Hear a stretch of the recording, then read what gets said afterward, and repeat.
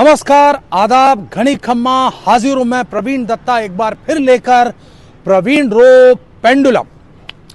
मैं आप लोगों से बहुत नाराज हूं भाई। आप लोग या तो वीडियो देख नहीं रहे, और अगर देख रहे हैं तो लाइक नहीं कर रहे, और अगर लाइक कर रहे हैं तो सब्सक्राइब नहीं कर रहे हैं, और अगर सब्सक्राइब भी कर रहे हैं तो शेयर नहीं कर रहे। तो अब जब मैं नाराज हूं तो आज मैं लगाऊंगा आपकी क्लास। जब कोई नाराज होता है तो क्लास लगाता है। तो क्लास लगाने में आज सबसे पहले जो अच्छा प्रोफेसर होता है वो क्लास में सबसे पहले थियरी देता है। तो थियरी ये है कि आप दूध लीजिए, अब उस दूध को आप चाहे ठंडा रखिए या उबालकर गर्म कर लीजिए, वो दूध ही रहेगा। उसमें चीनी मिला दीजिए, वो दूध ही रहेगा। उसमें हॉर्लिक्स बॉर्नवीटा मिला दीजिए, वो दूध ही रहेगा। उस दूध को और उबालिए, खौलाइए, उसको फेंट दीजिए, वो मावा बन जाएगा, लेकिन फिर भी मूल प्रवृत्ति उसकी दूध की ही रहेगी। लेकिन अगर आप उस दूध में 2-4 बूंद नींबू की निचोड़ दें तो वो दूध नहीं रह जाएगा, वो फट जाएगा और फिर वो ज़्यादा से ज़्यादा पनीर बन सकता है। तो ये तो थी थियरी। अब जो और अच्छे लेक्चरर होते हैं, मार्ड साहब होते हैं, वो थियोरी के बाद बताते हैं प्रैक्टिकल। तो प्रैक्टिकल के लिए देखिए ये वीडियो। कब तक आप खाते रहेंगे? करोड़ों की अरबों की संपत्ति आप समाज की खा चुके हैं। कृपया कर इसे आप रोकिए। समाज आपका सम्मान करेगा अगर आप इस्तीफा दे देंगे, और अगर आप इस्तीफा नहीं देते हैं तो इसी तरह विरोध प्रदर्शन अनवरत चलते रहेंगे। आप चैन से नहीं बैठ पाएंगे। जिस किसी सामाजिक समारोह में आप जाएंगे वहां पे समाज बंधु पहुंचेगा और आपका विरोध करेगा। लोग आपको अपने फंक्शन में बुलाने से डरेंगे। चंद्र मनोहर बटवाड़ा जी, आप कृपया तक जागिए और देखिए समाज कितना उत्तेजित हो चुका है, समाज का आप कितना हनन कर चुके हैं। मेरा अनुरोध है सभी मित्र परिचितों से, कृपया कर आप चंदू जी को समझाएं। समाज हित में उन्हें अपने विभाजित हितकाली से इस्तीफा देने के लिए। तो देख लिया आपने प्रैक्टिकल, मेरा मतलब वीडियो, जिसमें काफी शोर शराबा हो रहा था। काफी लोग समझ गए होंगे कि ये मैंने क्या दिखाया, लेकिन जो लोग न समझें उनको इस वीडियो की तथ्यात्मक जानकारी दे दूं। ये भी जो अच्छे मार्ड साहब होते हैं, बढ़िया लेक्चरर होते हैं, वो ऐसा करते हैं, थ्योरी के बाद प्रैक्टिकल दिखाते हैं, फिर एक्सप्लेनेशन देते हैं। तो जनाब, इस वीडियो में आपने देखा कैसे भारतीय जनता पार्टी के किशनपोल विधानसभा क्षेत्र के प्रत्याशी चंद्रमोहन बटवाड़ा के घर के बाहर कांग्रेस के लोग नहीं, खंडेलवाल समाज के लोग प्रदर्शन कर रहे थे। वो प्रदर्शन करके उनको चेतावनी दे रहे थे, बाकायदा माइक लगा के, कि आप इस टिकट पर चुनाव न लड़ें।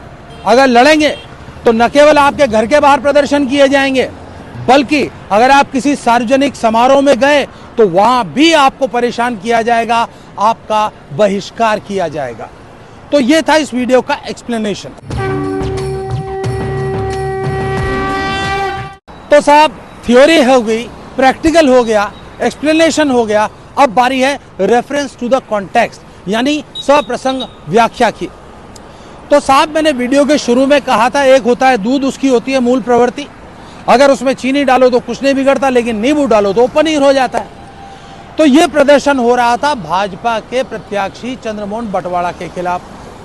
तो 2014 से पहले जो भाजपा थी उसकी हम तुलना कर सकते हैं दूध से। अब जो लोग भाजपा को पसंद करते हैं वो कहेंगे वो तो फुल क्रीम दूध था, जो पसंद नहीं करते वो कहेंगे भाई वो क्रीम निकला हुआ दूध था। लेकिन बहरहाल वो दूध था, उसकी मूल प्रवृत्ति थी दूध की, यानी उससे मावा, उससे मिठाई और अन्य कई ऐसे उत्पाद बन सकते थे जो कि लोकप्रिय हैं। लेकिन 2014 के बाद जब से प्रधानमंत्री मोदी और अमित शाह की जोड़ी ने भाजपा की कमान संभाली, उसके बाद इक्का दुक्का नहीं बल्कि होलसेल में दूसरी पार्टी के लोगों को भाजपा में जगह दी गई और नतीजतन party with a difference totally different party हो गई। यानी कि अब वो दूध नहीं रहा, पनीर हो गया। आज त्रासदी ये है कि दूध से ज्यादा भाव बाजार में पनीर के हैं। लेकिन आप ये जानते हैं कि न केवल भारत में बल्कि पूरी दुनिया में लोकप्रिय ज्यादा क्या है, दूध या पनीर? निश्चित तौर पे दूध का जो कंजम्पशन करने वाले हैं उनकी संख्या अरबों में है, पनीर की कंजम्पशन करने वालों की संख्या उसके मुकाबले कुछ नहीं। तो अब इतने लोगों की भर्ती करके पनीर बनने के बाद भाजपा शायद उतनी लोकप्रिय नहीं रही है, उतना भरोसा नहीं जगा रही है। जनता तो वोटिंग के दिन अपना फैसला देगी, लेकिन भाजपा के अंदरूनी लोग अभी फैसला दे रहे हैं। मत भूलिए, खंडेलवाल समाज के ये लोग जो प्रदर्शन कर रहे थे, ये उसी समाज के लोग हैं जो कि परंपरागत रूप से कट्टर भाजपाई वोटर हैं। अगर 80 के दशक के बाद एक अपवाद छोड़ दें, जबकि ज्योति खंडेलवाल कांग्रेस के टिकट पर जयपुर मेयर का चुनाव लड़ी थी, तब इस समाज ने अपने समाज की बेटी को एक मुश्त वोट दिए थे।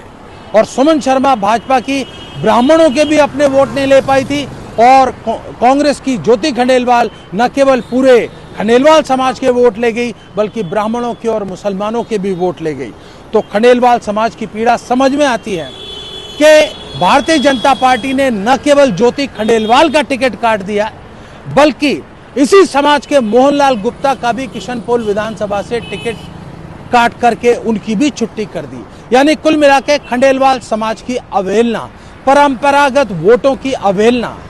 इससे पहले कि आप इस पूरी फिल्म के बारे में कोई निर्णय कायम करें, मैं आपको याद दिलाता हूं, अब से मुश्किल से 10 दिन पहले जयपुर में भाजपा के मुख्यालय के बाहर सर्व वैश्य समाज ने प्रदर्शन किया था, और वो नाराज थे इस बात से कि जयपुर के सांगनेर सीट से अशोक लाहौटी, जो कि वैश्य समाज से आते हैं, उनका भी टिकट काट दिया गया था। इसके बाद अलवर से बनवारी लाल सिंघल का भी टिकट काट दिया गया था। कुल मिला के भाजपा ने इस बार विधानसभा चुनावों में अपने पैर पर कुल्हाड़ी मारी है कि नहीं मारी है, ये तो वैश्य समाज 3 तारीख को बिल्कुल खुले आम बता देगा। लेकिन उससे पहले समझने की बात यह है कि मूल प्रवृत्ति जो भी छोड़ता है, वो चाहे भारतीय जनता पार्टी हो या कांग्रेस हो या कोई और दल, फिर जनता उसको उस निगाह से, उस चश्मे से नहीं देखती जैसा कि वो उसको शुरू में देखती थी।